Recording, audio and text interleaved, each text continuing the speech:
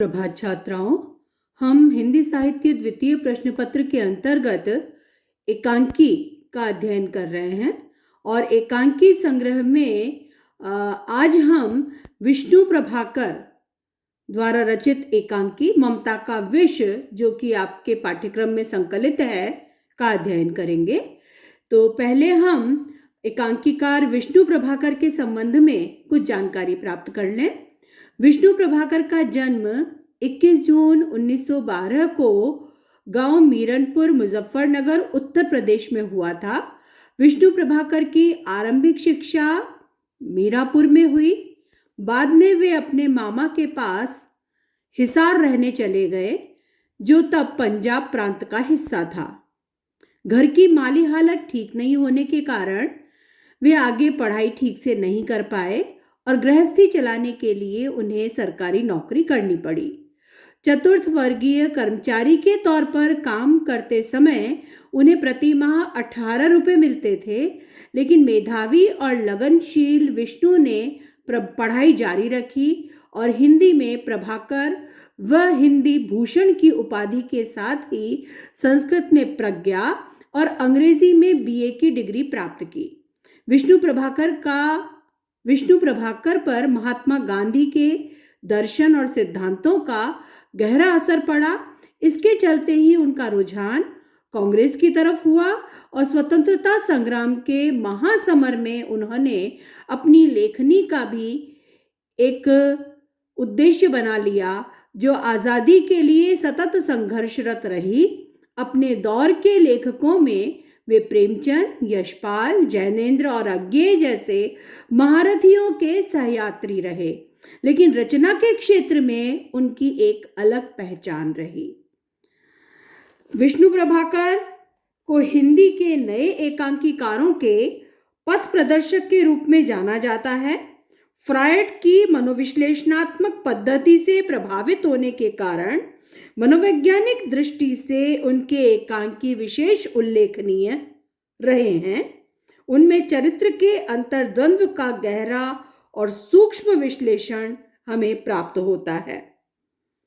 विष्णु प्रभाकर हम पहले भी देख चुके हैं कि प्रेमचंद, यशपाल, जैनेन्द्र और अज्ञे जैसे महारथियों के सहयात्री रहे हैं।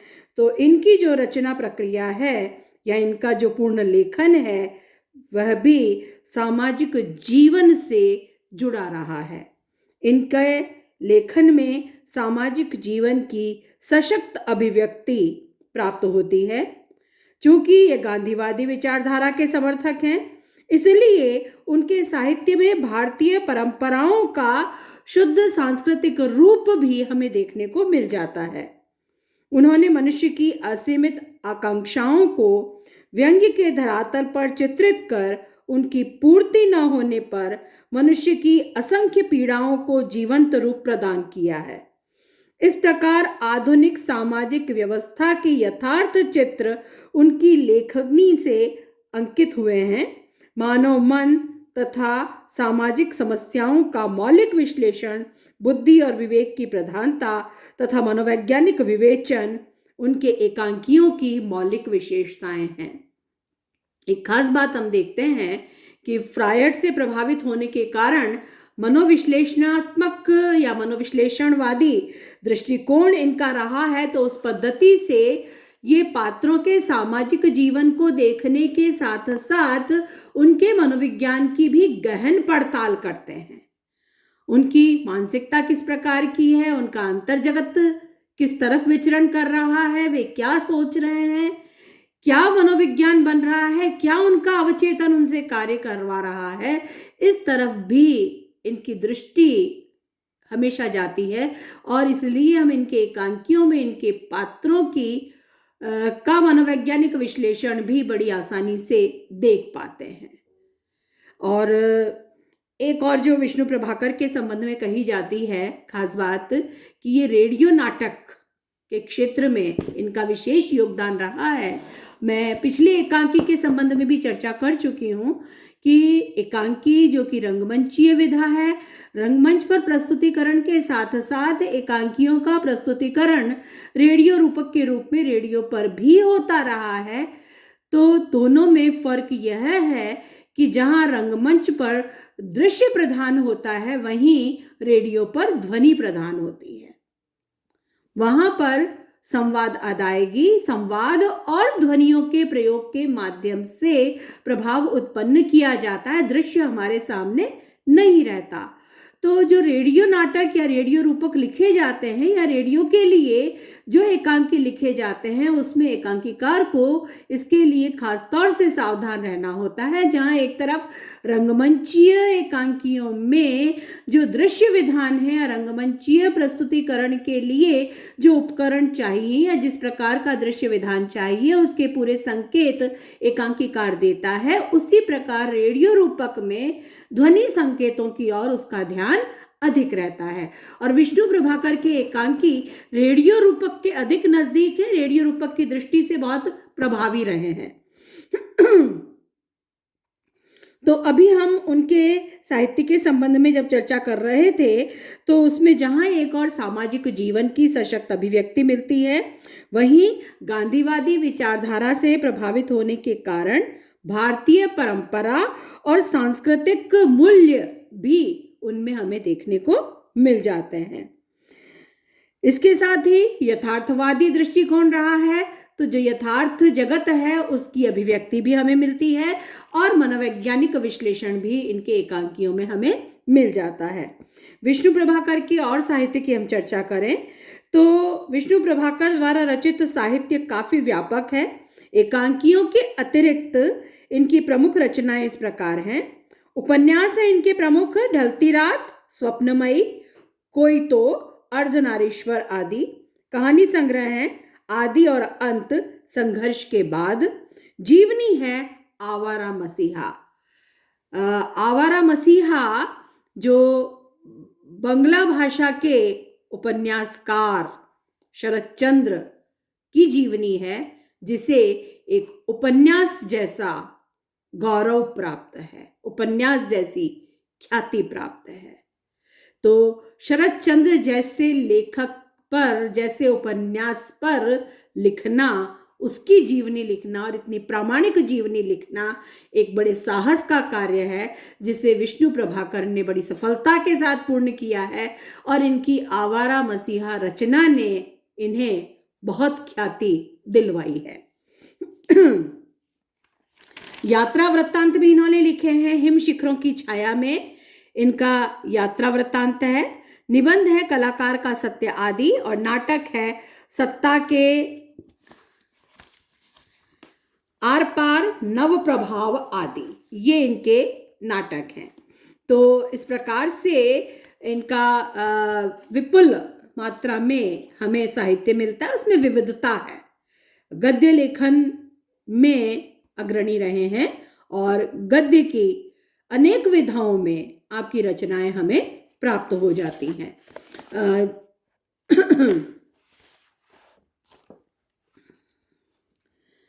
तो जो स्वयं इन्होंने भी माना है कि किसी दूसरे लेखक की जीवनी लिखना एक चुनौती भरा काम है, और वह लेखक बंगला उपन्यासकार शरतचंद्र जैसा जटिल व्यक्तित्व हो तो वह चुनौती और कठिन हो जाती है।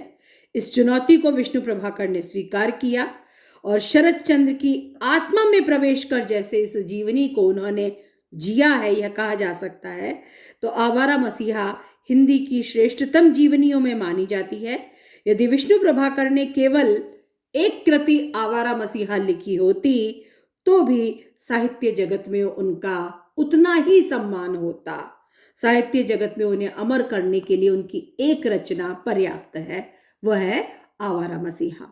तो विष्णु प्रभाकर जो लगभग सभी विधाओं में लिखते रहे, हमें उनकी एकांकियों के संबंध में चर्चा करनी है।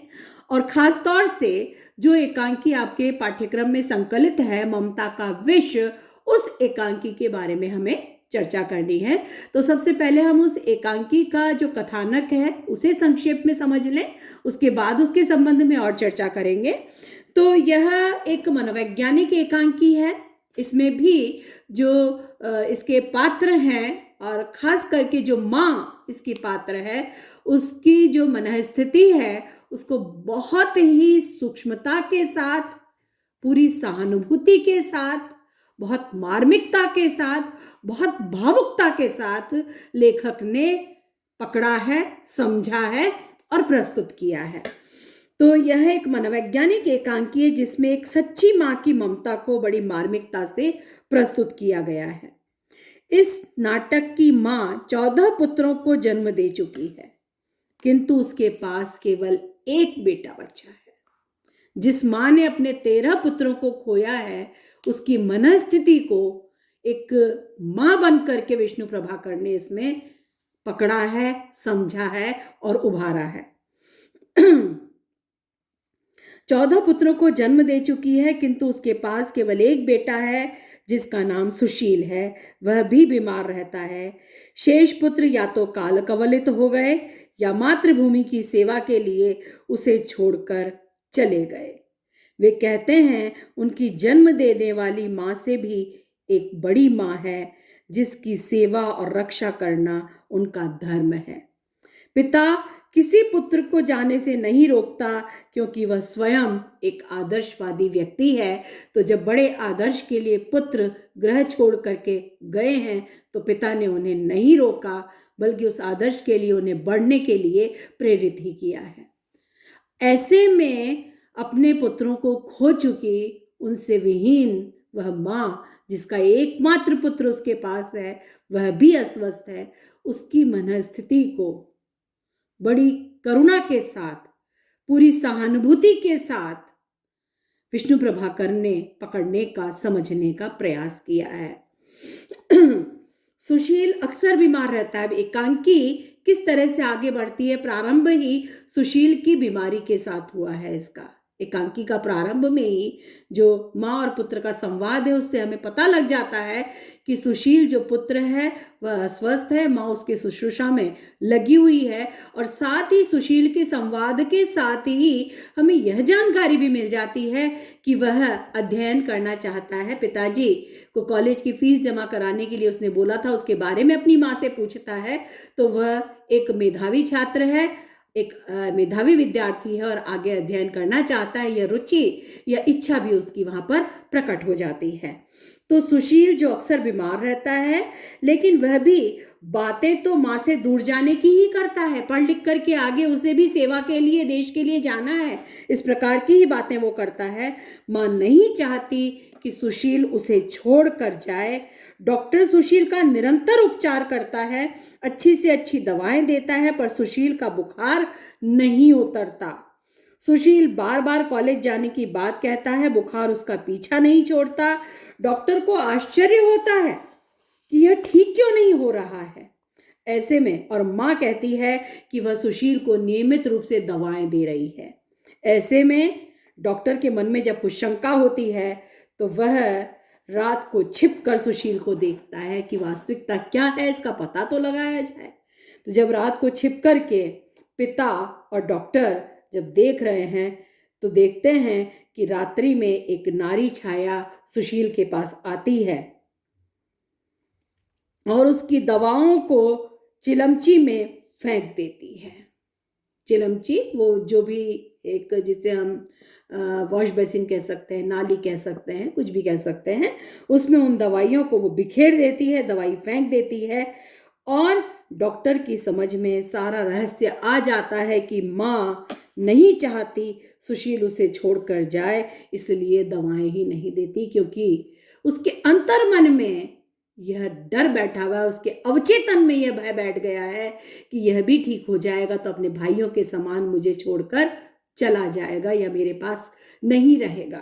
तो यहाँ पर ममता के वशीभूत होकर वो ऐसा कर रही है।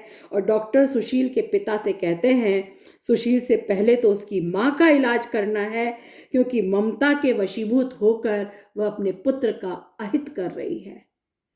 इसलिए उसकी ममता पुत्र के लिए विष बन गई है।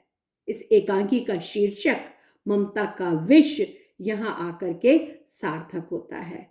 हम अगले वीडियो में इस एकांकी के जो तत्व हैं और खासतौर से जो रंगमंचीय प्रस्तुतिकरण की जो इसमें यदि कुछ सीमाएं हैं तो वो, और जो भी इसमें विशेषताएं हैं उनके संबंध में हम चर्चा करेंगे।